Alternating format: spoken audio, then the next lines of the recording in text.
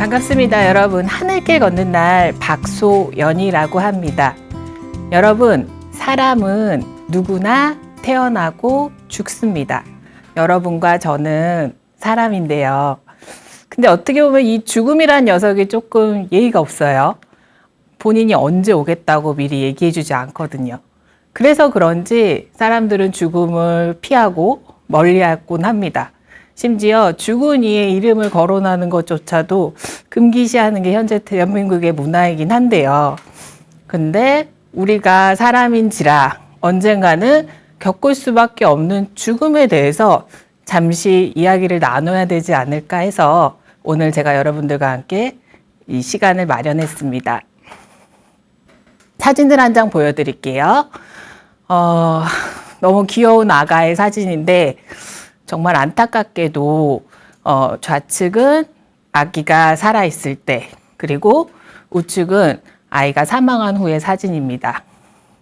저는 여러분들보다는 더 많은 장례식장 현장에 있고 현장을 목격하다 보니 생각보다 우리가 그나마 받아들이기 쉬운 자연스러운 연로하셔서 그냥 자연사로 돌아가시는 죽음보다 이렇게 어린 아이가 죽은 경우도 많고요.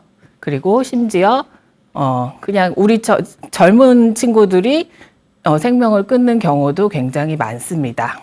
그래서 제가 저희 하늘길 걷는 날 여행사에 대해서 좀 설명을 드리고자 하는데요. 여러분들, 우리 죽음이라는 여행을 한번 같이 이야기를 나눠볼까 합니다. 자, 우리가 보통 여행을 갈 때 어떻게 하죠, 여러분? 어느 나라를 간다 했을 때 그 나라에 대해서 공부를 하고, 그리고 거기에 나름 전문가인 여행사를 찾는다거나, 부킹을 하기도 하고요. 맛집을 찾기도 하고, 거기서 유명하다는 건 뭔지 여러분들은 인터넷 검색을 하고 하는 게 맞는데, 도대체 죽음이라는 여행은 어떻게 되는 걸까요? 저를 비롯하여 많은 분들이 웰다잉 전문가라 해서 여러분들께 죽음에 대해서 전문가입니다 라고 얘기는 하고 있지만, 저도 포함하여 그 누구도 죽어보지 않았기 때문에 그 후의 일에 대해서는 모르는 게 사실입니다. 근데 그래도 여러분들보다는 저희가 많이 공부를 하고 있고 계속 연구를 하고 있기 때문에 그래도 저희랑 같이 좀 준비를 하시면 어떨까요? 라는 의견을 내놓는 건데요. 생각을 해볼게요. 여러분들, 콜럼버스가 신대륙을 처음에 발견할 때 어땠을까요? 그죠? 아무것도 몰랐죠. 그리고 뭐가 있을지도 모르고 그거에 대한 가이드도 없습니다. 하지만 콜럼버스가 그렇게 신대륙을 개척한 것처럼 우리도 언젠가는 겪을 수밖에 없는 죽음에 대해서 미리 준비를 하고 여러분들이 하나 둘 밟아가면서 좀 더 준비된 죽음을 맞이했으면 좋겠습니다. 그래서 그 죽음 여행 준비를 통해서 여러분들이 당하는 죽음이 아닌 맞이하는 죽음을 그나마 실천할 수 있도록 저희가 같이 도움을 드리겠습니다. 다른 것보다도 여러분들 태어날 때는 우리가 어쩔 수가 없었잖아요. 근데 내 삶의 마지막이 있긴 있어요. 그게 언제일지 모르지만 그 마지막에 대한 내 준비는 분명히 하셔야 되는 게 맞는 것 같습니다. 요새 많이 현장에서 제가 보는 것 중에 하나가 본인이 지금 환자가 본인의 상태를 잘 모른 채 그냥 당하는 죽음이 굉장히 많은 현실입니다. 환자분은 분명히 본인은 연명치료를 하지 않겠다라고 얘기를 했으나 가족분들의 반대로 인하여 끝까지 말기암까지 계속 치료만 받다가 결국에 그렇게 가게 된다고 하는데요. 제가 아시는 지인분이 얼마 전에 지인분의 시아버지가 돌아가셨는데 그 언니가 정말 많이 울더라고요. 그래서 왜 그렇게 우나 사연을 살펴보니까 실은 아버님은 이제 이미 말기암이시고 의사가 더 이상은 저희가 해드릴 수 있는 게 없다라는 말을 하고 마음의 준비를 하시라라고 얘기를 했는데도 가족분들께서 그러니까 너는 며느리니까 그렇게 얘기할 수 있다라고 얘기를 했지만 가족분들께서 안 된다 해서 뭐라도 해달라 해서 끝까지 수술을 하다가 결국에는 그냥 그렇게 사망을 하셨다고 합니다. 그래서 그런 일들이 현장에서 많이 있다 보니까 굉장히 좀 속이 상하고요. 그러면 우리가 해야 되는 건 뭘까요? 우리가 해야 되는 여행 준비는 딱 한 가지예요, 여러분들. 뭐냐면 저는 그랬거든요. 여러분들 어떠실지 모르겠지만 제가 되게 젊었을 때, 20대 때, 그리고 에너지가 넘쳤을 때는 저는 패키지 여행 그런 거 안 했어요. 아무것도 몰라도 가서 뭐 닥치는 대로 하지 뭐 그러기 위해서 제 베이스가 돼 있던 게 튼튼한 두 다리, 그리고 건강한 몸과 마음이었습니다. 근데 이게 이제 점점 나이가 들면서 준비하기도 귀찮고 준비할 시간도 없고 그러면 우리는 점점 가격이 올라가는 패키지 여행을 선택하게 됩니다. 그렇게 되는 이유 중에 하나는 내가 그만한 기력이 없기 때문이죠. 그래서 제가 여러분들에게 드리고 싶은 말씀은 나만의 분명한 파워를 좀 키우셨으면 좋겠습니다. 여러분들, 우리가 태어날 때도 되게 힘들었는데요. 우리가 마무리를 하고 갈 때도 굉장히 힘들다고 하거든요. 그래서 마지막에 내가 저렇게 많은 약물에 노출돼서, 그러니까 이건 종교적으로 뭐 종교마다 다르긴 하지만 뭐 그런 식으로 가는 게 과연 맞을지 아닐지는 여러분들께서 한번 생각해 보시기 바랍니다. 여러분, 이제 우리 오늘 웰다잉에 대해서 한번 짚어보고 넘어가겠습니다. 웰다잉이라는 거는 좋게, 잘, 다잉, 죽는다는 거죠. 그죠? 그래서 지금까지 내가 살아온 나를 아름답게 정리하고 삶을 평안하게 마무리하는 것으로 내가 당하는 죽음이 아니라 스스로 맞이하는 죽음을 선택하게끔 하는 것입니다. 그 전제 조건으로는 좀 전에 제가 제일 처음에 말씀드렸던 것처럼 사람인 나도 언젠가는 죽는다는 사실을 여러분들께서 인정하셔야 됩니다. 우리가 많이 알고 있는 스티븐 잡스가 남긴 말이 하나 있어요. 저는 이제 죽음에 대해서 얘기를 하면서 점점 내 삶이 그동안에 약간 빡빡했다면 오히려 더 이렇게 윤활유처럼 퍼진다는 걸 느꼈는데 스티븐 잡스도 그런 얘기를 했다고 합니다. 오늘이 내 인생에서 마지막 날이라면 지금 하려는 일을 할 것인가? 인생의 중요한 순간마다 내가 곧 죽을지도 모른다는 것을 명심하는 것이 저에게는 가장 중요한 도구가 됩니다. 라고 스티븐 잡스가 이야기를 하고 가셨는데요. 여러분들이 지금 오늘 삶은 어떠십니까? 저는 솔직히 저에 대해서 잠깐 말씀을 드리자면 저는 그렇게 그동안 별 문제 없이 살아왔거든요. 그래서 우울이 뭔지도 모르다가 두 아이의 엄마가 되고 나서 갑자기 이 우울이란 감정이 저를 쓰나미처럼 확 덮쳤습니다. 굉장히 힘들었거든요. 근데 그 우울이라는 거를 겪어내기 위해서 저는 공부도 많이 하고 그래서 어떻게 보면 죽음 쪽으로 들어오기도 한 것 같은데 죽음에 대해서 얘기를 하다 보고 공부를 하다 보니까 오히려 그 답답한 이 마음이 틀리는 거를 저뿐만 아니라 저희 지인분들 그리고 저와 상담을 하시는 분들이 많이 느끼곤 하십니다. 여러분들 지금 우리 여기 서초구 마찬가지고 강남에 한 블럭마다 심리 상담센터 있는 거 아시죠? 굉장히 요새 우리 빡빡하고 힘든 세상을 살고 있는데 내 삶이 언젠가 끝날지도 몰라. 그러면 지금 내가 여기서 이들과 함께 웃고 떠드는 이 시간이 얼마나 귀한 건지 여러분들이 직접 깨달으실 수 있게 됩니다. 그래서 이제 우리가 웰다잉 체크리스트를 한번 볼게요. 웰다잉 체크리스트는 살아온 나를 아름답게 정리하면서 편안한 마음으로 삶을 마무리하는 것을 얘기하는데요. 처음 말씀드린 것처럼 첫 번째, 죽는다는 사실을 인정하셔야 됩니다. 두 번째, 지금보다 더 많이 사랑하고 세 번째, 인생의 목표를 가지시길 바랍니다. 지금보다 더 많이 사랑하고 지금보다 더 많이 사랑한다고 표현하십시오, 여러분.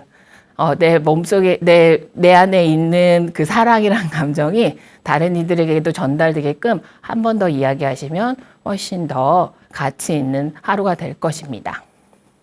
그래서 이제 제가 여러분들한테 질문 하나 드릴게요. 여러분들 혹시 나에 대해서 잘 아시나요? 제가 질문 4개 드립니다. 1번, 내가 가장 행복한 때는 언제셨나요? 바로바로 나오셔야 돼요. 두 번째, 내가 제일 걱정하는 것은? 세 번째, 나를 가장 화나게 하는 것은? 네 번째, 나의 가슴을 뛰게 하는 것은? 마지막으로 다섯 번째, 내 기분이 뭐 0에서 5라고 했을 때 지금 나의 기분은 몇이라고 물어본다면 여러분들 뭐라고 대답하시겠습니까? 저와 함께 지금 제가 드린 질문을 따라서 쭉 따라오신 분이 생각보다 많지 않으실 거예요. 주저주저 하면서 뭐지? 막 그렇게 되실 텐데 이게 생각보다 우리 어른들은 힘들지만 어린애들에게 제가 똑같은 질문을 했을 때는 바로바로 튀어나옵니다. 그만큼 우리가 제일 안 친한 사람이 누구냐면 나랑 제일 안 친합니다. 여러분들에게 죽음에 대해서 얘기를 꺼내면서 같이 얘기를 꺼낸 게 나에 대해서 여러분들 관심을 좀 가지시라고 말씀을 드리는데요. 나에 대해서 관심을 가져야 내가 뭘 좋아하고 내가 어떻게 해야 되는지 알 수 있습니다. 그래서 제가 추천드리는 게 하나 있는데요. 나 사용 설명서라고 혹시 들어보셨어요? 안 들어보셨죠? 안 들어보셨을 거예요. 제가 만들었거든요. 제가 아까 말씀드린 그 우울이라는 걸 겪으면서 제가 개발한 하나의 툴인데요. 이건 뭐냐면은 지금 저 가져왔습니다. 저는 이게 나 사용 설명서가 저는 지금 이게 세 번째 가고 있거든요. 여러분들 그 설명서 한번 생각해 볼게요. 설명서 뭐죠? 전자제품 사셨을 때 옛날에 저는 어렸을 때 엄마가 뭐 TV나 냉장고 아니면 뭐 새로운 전자제품 샀을 때 요새는 핸드폰에 나오는 것도 없지만 그렇게 딸려 나오는 이런 종이가 하나 있었죠. 그죠? 그러면 그거를 항상 저희 집은 현관장 위에 칸에다가 이렇게 쌓아놨던 것 같아요. 그래서 잘 그냥 두다가 언제 쓰는지 그거 아세요 혹시? 그거는 별 문제가 없을 때는 그냥 내버려 두다가 만약에 무슨 기계에 문제가 생겼다. 갑자기 뭐 세탁기가 뭐가 안 돼. 뭐 그럴 경우에 이제 찾아서 보게 되는 겁니다. 나 사용 설명서도 마찬가지예요, 여러분. 만약에 내가 살다가 갑자기 어느 날 턱 길에서 어디로 가야 될지 모르겠고 뭔가 아까 제가 말씀드린 것처럼 블루라는 그 우울한 감정이 저를 쓰나미처럼 덮쳤는데 제가 어떻게 해야 될지 모르겠는 거예요. 그럴 때 여러분들이 꺼내볼 수 있는 나 사용 설명서를 쓰셨으면 좋겠습니다. 요거는 누가 대신 써줄 수 있는 게 아니라요. 여러분들께서 본인이 스스로 쓰셔야 됩니다. 저 같은 경우에는 오늘 바로 아침에 일어난 일인데 애들 등교시키다가 이렇게 차가 엉켜가지고 엉킨 차 앞에 아줌마랑 한번 대판 싸울 뻔했거든요. 딴 때 같으면은 그냥 지나칠 수 있는 일인데 별거 아닌 일로 운전을 하다가 그렇게 화가 나거나 갑자기 막 욱하면서 욕이 나거나 그러면 저한테는 옐로 카드입니다. 그래서 저는 그때 이제 제가 그동안 써뒀던 나 사용 설명서를 다시 꺼내 보거든요. 그러면 이제 그만 스탑하고 잠시 쉼을 가져야 될 때라고 제가 거기에 써놨고요. 그리고 저 혼자만의 시간, 제가 좋아하는 사람 누군가를 만나고 그리고 혼자 웅크리고 있는 그런 혼자만의 시간을 좀 가져라라고 제가 써놨습니다. 근데 요거는 여러분들 사람마다 다 다르기 때문에 뭐라고 할 수가 없고 여러분들이 본인의 나 사용 설명서를 쓰셔야 되고요. 그리고 요거는 언제 쓰셔야 될까요? 네, 지금처럼 여러분들이 건강하실 때 쓰셔야 됩니다. 그래서 나 사용 설명서를 쓰면서 나에 대해서 좀 알아가시고요.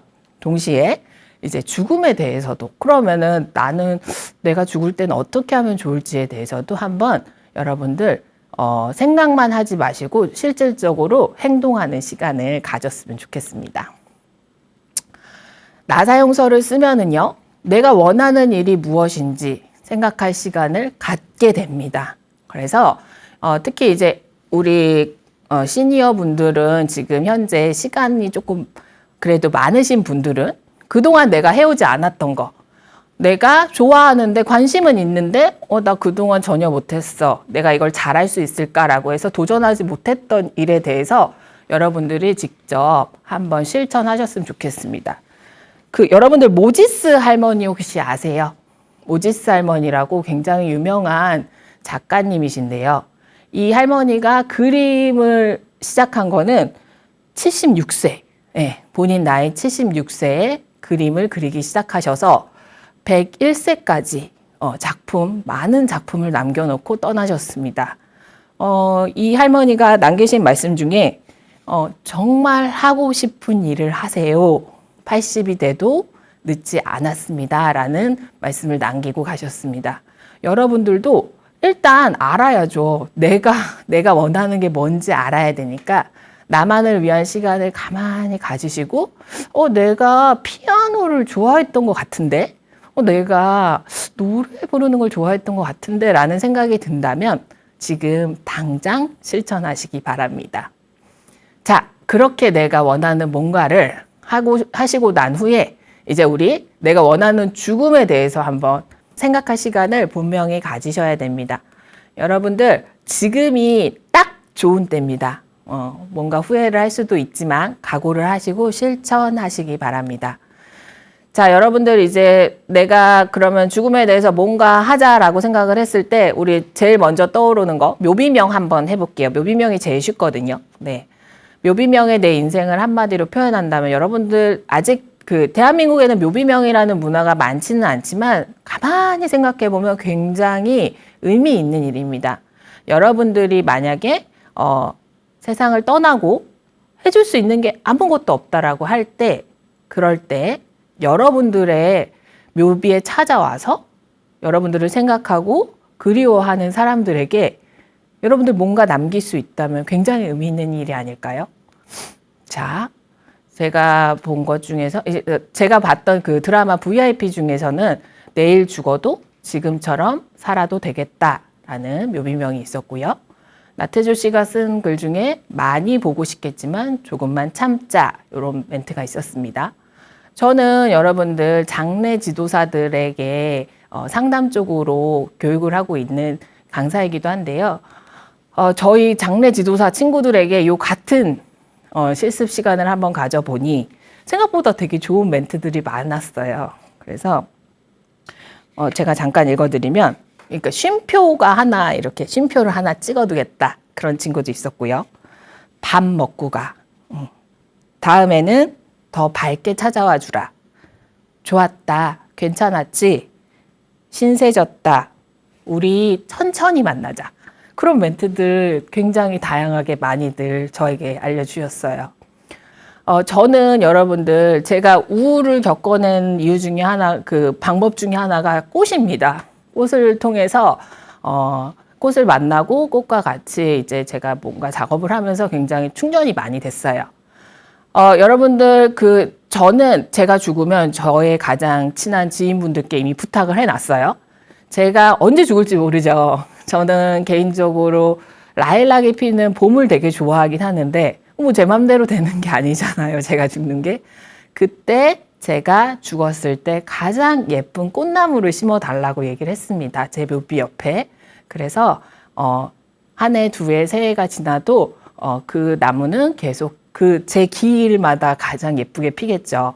여러분들, 우리가 그냥 흔히 볼 수 있는 라일락 나무도 시장에서 판매가 되고 있어요. 그래서 지금 제 묘비명은 그 꽃이 있는 그 묘비에 잘 왔어. 그동안 힘들었지. 꽃 한 가지 가져가. 라고 써둘 예정입니다. 저희 아이들 처음에는 질색을 했는데 지금은 다 알겠다고 그러고 있고요.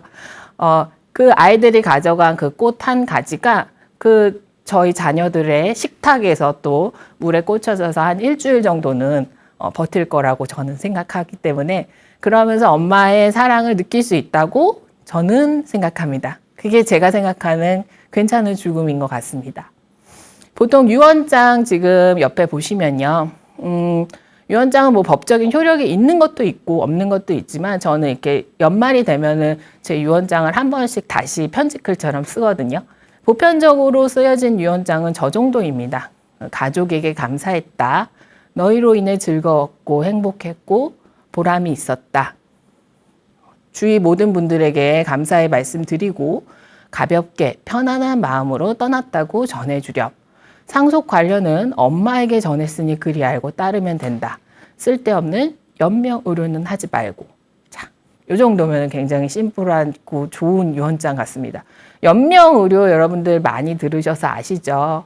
네, 연명 의료에 대한 사전 의향서를 본인이 저렇게 남겨두셨더라도 가족분들이 그 현장에서 반대를 한다거나 동의를 하지 못하면은 연명의료는 진행될 수밖에 없거든요. 그렇기 때문에 제일 중요한 거는 연명의료 사전의향서를 여러분들이 쓰는 그 행동도 중요하지만 여러분들의 그 뜻을 가족분들과 자꾸 이야기하는 게 제일 중요합니다. 그래서 저희 한국에서도 그런 말이 있거든요. 죽음을 식탁 위에 올려놓고 자꾸 얘기를 해라. 죽음이라는 걸 꺼내놓고 위에서 아래에서 좌우로 360도 돌려가면서 충분히 얘기를 할 수 있을 때 그 사람의 집은 더 깊어질 수 있다라는 얘기가 있습니다. 자, 여러분들 이제 우리 조금 현실적으로 가볼게요. 그러면은 장례식장, 과연 여러분들 장례식장 자주는 아니어도 이제 가시게 되면 눈여겨보지는 않아요. 보통 사람들이 본인들의 장례식을 가까운 지인이 아닌 이상 그렇게 살펴보진 않는데 장례식장에 대해서 잠깐 우리가 장례식 치르게 되는 대한민국의 장례식에 대해서 잠깐 이야기를 나누고 가겠습니다. 조금 죄송한 말씀을 먼저 드리자면 제가 상담을 많이 하다 보면은 대한민국의 많은 분들이 어떻게 돌아가시고 싶어요라고 하면 그냥 집에서 편하게 밥 잘 먹고 잘 씻고 그리고 잠자다가 그냥 편하게 갔으면 좋겠어라는 말씀 많이 하시거든요. 그럼 너무 좋을 것 같죠.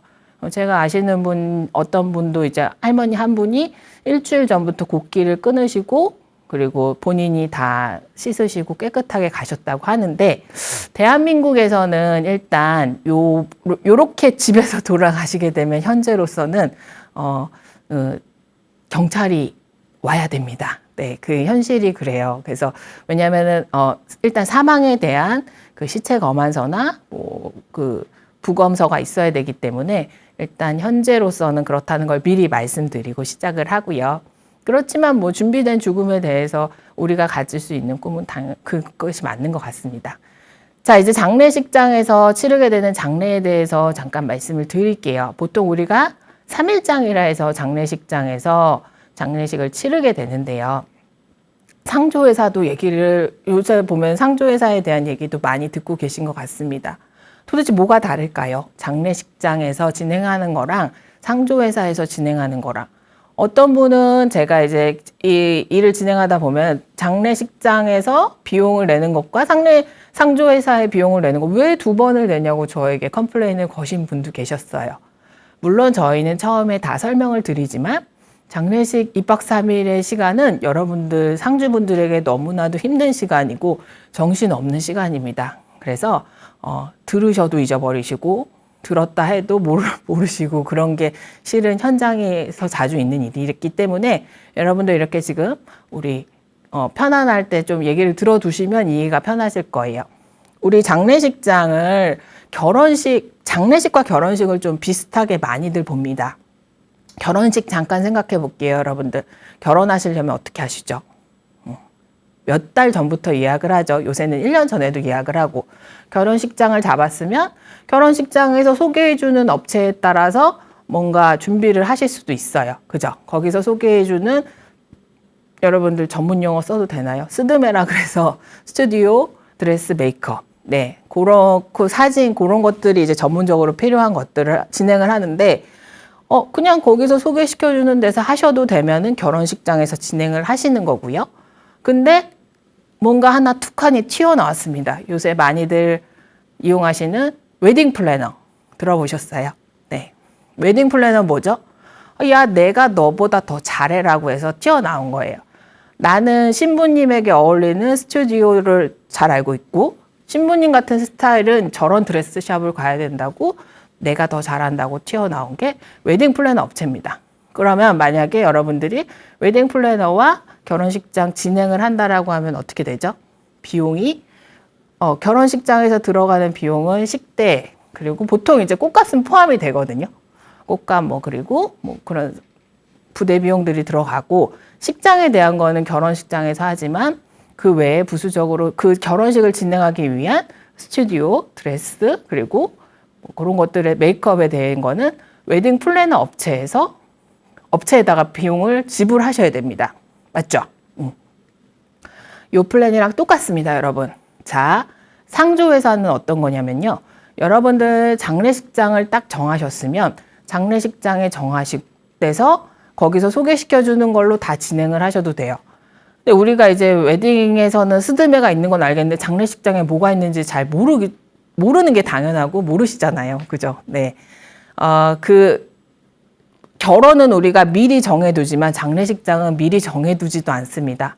보통 그냥 닥치면은 그때 그냥 어느 병원, 보통 지역적으로 요새 많이들 가시는데 그랬을 때 장례식장에서 진행해 주는 거를 그냥 다 하셔도 됩니다. 좀 전에 결혼식장에서 얘기한 것처럼.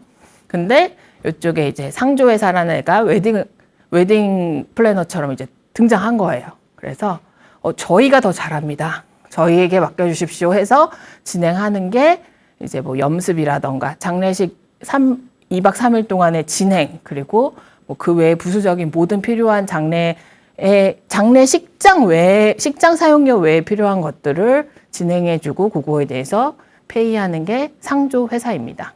네, 그래서 상조회사에서 진행을 하게 되면 마찬가지로 장례식장 비용은 따로 들고요. 장례식장에. 그리고 그 외에 뭐 안치료, 뭐 빈소 사용료 등등 뭐 장례식장에 필요한 비용은 이쪽에서 들고 그 외에 서비스, 뭐 수의라던가 염습비 뭐 그런 것들에 대한 거는 상조회사에서 진행하는 게 이런 지금 약간의 그 차이입니다. 그래서 상조회사에서 진행을 하시게 되면 장례식장 비용 플러스 상조회사 비용이 드는 게 당연합니다. 네, 그거 조금 이해가 안 되시는데 이렇게 설명을 드리면 그래도 다음번에 혹시라도 이렇게 장례식을 치르는 데 있어서 조금 이해가 되실 거예요.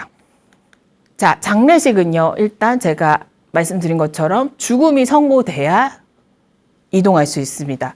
앰뷸런스 타는 것도 죽음이 선고된 그 시체 검안서가 들어와야지만 사망 진단서나 시체 검안서가 들어와야지만 앰뷸런스를 타실 수 있습니다. 일단 아까 제가 말씀드린 것처럼 집에서 돌아가셨을 경우에는 너무 당황스럽겠지만 그래도 119에 신고를 하시고 시체 검안서를 받은 후에 같이 장례식장으로 이동을 하게 되는데요. 이때 우리가 생각한 장례식장에 대해서 빈소가 있는지를 확인을 해야 돼요. 장례식장은 결혼식장처럼 예약이 없습니다. 예, 그래서 내가 평상시에 어디로 가고 싶은지, 어느 장례식장에 어느 정도의 규모로 가고 싶은지에 대해서 여러분들이 말씀을 해주시면 훨씬 낫습니다. 여러분들이 이거 뭐 디테일하게 아실 필요까지는 없는데 장례식 전반적인 거에 대해서 제가 간단히만 짚어드리고 갈게요. 일단 고인분이 사망을 하시면 사망 진단서를 발급해야 되고요. 수시라고 이제 저희가 종이 옷을 일단 입혀드린 후에 고인을 안치시킵니다. 장례식장에 모셔와서 우리 드라마에서 많이 봤던 뭐 그런 약간 냉장고 같은 이렇게 칸칸이 돼 있는 안치실에다가 고인을 먼저 안치시킨 후에 장례 상담이 들어갑니다. 그 타이밍에 이제 여러분들이 보통 그 전에도 선택을 하시고요. 장례식장에서 진행을 할지 상조회사에서 할지를 그 타이밍에 정하시면 되세요. 그리고 되게 어려워요, 여러분들. 손님이 얼마나 올지 모르죠. 모르지만 그래도 대략적으로 해서 빈소를 어느 정도 사이즈로 하실지 예약을 하셔서 시작을 합니다. 그리고 장례 용품을 선택하셔야 되는데요. 여기에 따라서 이제 우리가 보통 입관이라 해서 이제 마지막으로 고인분을 볼 수 있는 인사의 자리, 염습 시간에 굉장히 큰 의미를 두고 있습니다. 그때 입으실 옷, 보통 수의인데요. 수의가 아니고 혹시라도 나는 수의 말고 평상시 내가 좋아하던 그 옷으로 입고 싶다 그러면 미리 자제분들에게 말씀을 해 주셔야지만 저희가 알 수 있습니다. 그리고 일단 염습을 한 후에 이제 입관을 하고요. 그리고 이제 조문객들을 맞이하기 시작합니다. 그리고 조문객들이랑 이제 장례식 진행을 하는 데 있어서 여러분들 여기서 이제 종교적인 게 좀 들어가거든요. 근데 현장에서 가끔 문제가 되는 경우가 만약에 돌아가신 고인분의 종교와 자녀분, 상주분의 종교가 다를 경우에는 어떻게 해야 될까요? 라는 질문을 저희에게 많이 하세요. 그게 참 쉽지가 않습니다. 저희도 뭐라고 대답드리기가 쉽지 않기 때문에 평상시에 그것 또한 여러분들께서 자제분들에게 여러분들의 뜻을 좀 남겨주시면 진행하는 데 있어서 훨씬 더 수월할 것 같습니다. 솔직히 이제 장례식 진행 중에서 이틀째인 입관, 염습이 가장 중요하다고 보고 있고요. 그때 어떤 사람에게 염습을 받고 싶은지, 이거는 내가 얼마를 비용을 지불한다고 해서 되는 게 아니라 나에게 결이 맞는 그런 염습 상조 팀장이나 아니면은 상례사를 만나서 정성스럽게 마지막 가시는 길을 염습하는 게 굉장히 중요합니다. 그래서 그렇게 이제 염습이 끝나고 난 후에는 이제 그 2박 3일 중에 거의 하루가 다 끝났기 때문에 장례비 정산하고 마지막으로 발인이라 그래서요. 차에다가 모시고 보통은 화장터로 가게 됩니다. 그리고 그 사이에 그 짧은 2박 3일 사이에 여러분들이 또 하나의 큰 선택을 하셔야 되는데 그러면 어디에 모시지? 어디에 모실까요, 여러분?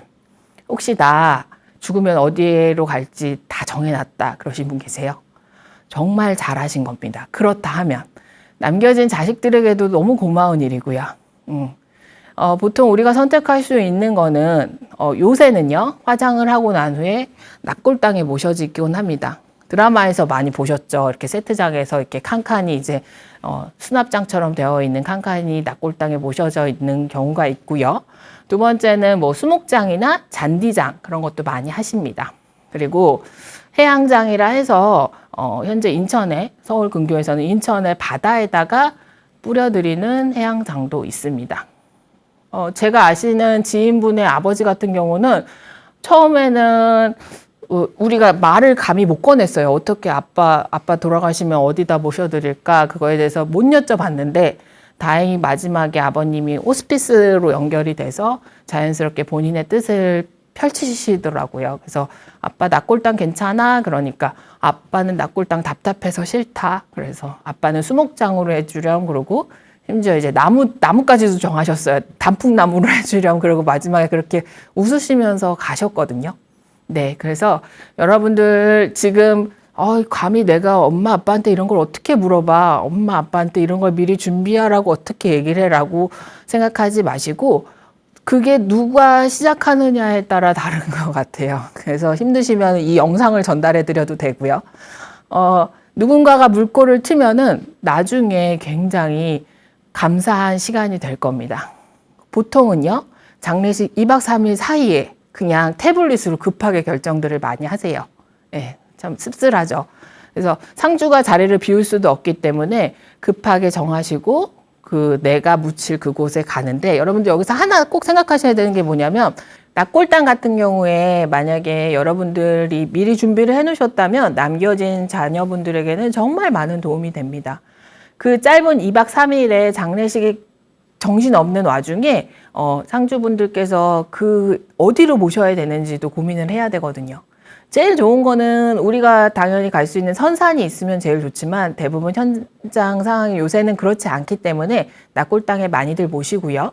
그거에 대해서 낙골당을 갈지 아니면 수목장, 잔디장, 해양장, 요새 민간이긴 하지만 풍선장도 있다고 하니까 그런 것도 여러분들 한번 살펴보셔서 자녀분들이랑 같이 준비하시기 바랍니다. 자, 아까 제가 중요하다고 말씀드린 염습, 입관의 한 장면인데요. 이거는 이제 제가 일본 영화 굿바이라는 영화의 한 장면입니다. 여러분들 본인들의 내가 저렇게 죽었을 때 어떤 사람에게 염습을 받고 싶은지 그리고 어떤 옷을 입고 싶은지 그런 거에 대해서 한번 생각해 보시는 시간을 가졌으면 좋겠습니다. 네, 여러분들 지금 마지막 입관 장면 보고 계시는데요.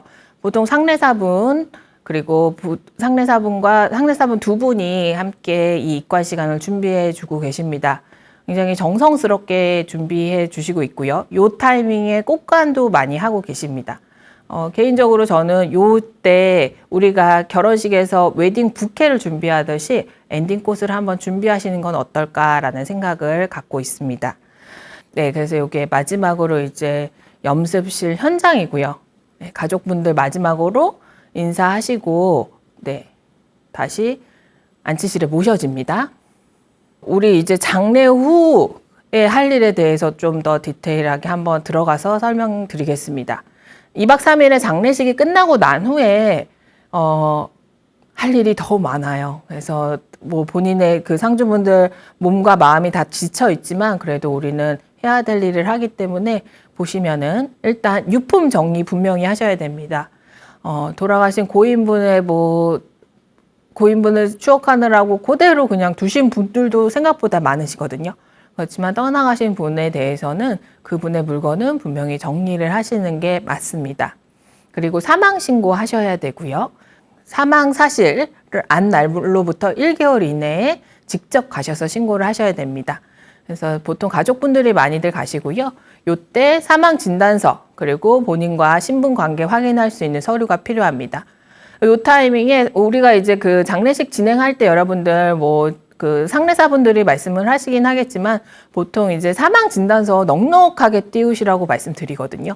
네, 마찬가지로 요 사망 신고하러 가셨을 때 필요한 서류들, 등본이라던가 가족관계 증명서 등등 그런 것들 넉넉하게 띄워 두셔야 여러분들이 생각보다 처리해야 될 사항이 많습니다. 그 다음에 이제 중요한 게 사망 신고하시면서 제일 중요한 게 옆에서 상속인 금융거래조회라는 서비스를 여러분들이 꼭 신청을 하셔야 됩니다. 요거는 어떤 거냐면은 돌아가신 고인분의 판도라 상자 같은 거예요. 그래서 고인분이 현재 가지고 계신 재정사항, 그리고 부동산, 동산, 보험, 예적금 사항 전부 다 나오게 돼 있습니다. 요거 신청하시고 나면은 그 상속자분에게 계속 문자로 갑니다. 어느 회사에 뭐가 얼마 있습니다. 어느 회사에 뭐가 없습니다. 전체적으로 다 가고요. 여러분들 여기서 우리가 생각해야 되는 게 예전이랑 좀 다르게 우리 포인트 있잖아요. 카드 포인트라던가 그런 것도 마찬가지로 상속이 되고 있습니다. 생각보다 이 상자가 열렸는데 저희 돌아가신 고인분의 빚이 더 많다. 가지고 계신 재산보다 갚아야 되는 빚이 더 많다. 그런 상황이 생겼을 때는 상속 포기보다는 한정 포기 그런 것들 있거든요. 그런 것들은 다 전문가를 찾으셔야 돼요. 여러분들 장례식을 치르는 2박 3일 그리고 그 후에 마무리하는 모든 것들은요. 너무 서두르시거나 급하게 하실 필요 없습니다. 그냥 한 템포 천천히 대신 하실 일은 하셔야 되는 거지만요. 저는 개인적으로 제가 장례를 겪어보고 치르다 보니까 가능하면은 정신없는 와중에 내가 직접 뭔가 알아보고 하겠다는 것보다는 전문가를 쓸 수 있으면 쓰시라고 말씀을 드립니다. 그리고 제일 중요한 거, 이 슬픔의 단계를 겪으면서 천천히 인정하시고 그리고 일상으로 돌아오셔야 합니다. 죽음에 대해서 계속 얘기를 했는데요. 제가 여러분들에게 마지막으로 질문 드리면서 마무리 짓겠습니다. 여러분의 장례식에는 어떤 사람들이 오기 바라시나요? 그날의 추모식은 어떤 방법으로 어떤 방식이면 좋을까요? 누가 당신의 장례를 맡아야 할까요? 남겨진 이들 중에 누가 가장 걱정이 되나요? 혹시 무엇을 준비해 두실 건 없으실까요? 당신은 무엇을 하지 않은 걸 후회하게 될까요? 이 질문을 남기면서 이번 수업 제가 마치도록 하겠습니다. 여러분들 마음속에 담고만 있는 웰다잉은 의미가 없고요. 지금 당장 뭐라도 하나 실천하시길 바랍니다. 감사합니다.